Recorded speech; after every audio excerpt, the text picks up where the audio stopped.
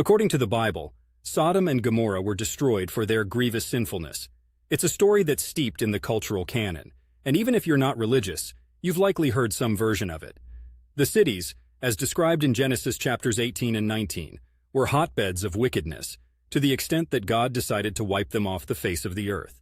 But before the fire and brimstone rained down, there was an interesting narrative involving Abraham.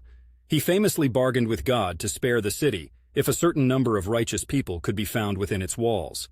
From where I'm sitting here in Portland, the lesson seems almost as relevant as if one were peering down from the Old Testament heavens. Societal conduct matters.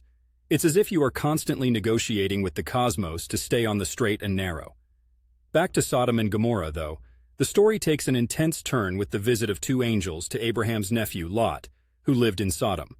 Upon their arrival, rather than a warm welcome from the townsfolk, the angels were met with hostility and a threat of violence, further illustrating the depth of the city's depravity. Long story short, despite Lot's hospitability, the cities couldn't scrounge up enough righteous individuals to avoid their smoky demise.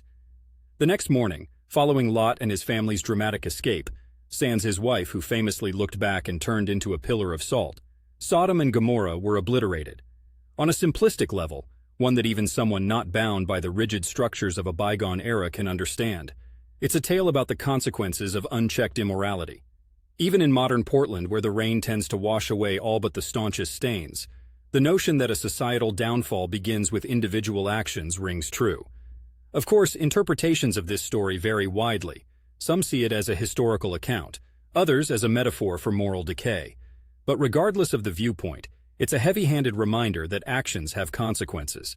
It's the kind of story that doesn't let you walk away without considering how you're living and what kind of energy you're adding to your own city, whether that's one facing the specter of divine judgment or just the court of public opinion.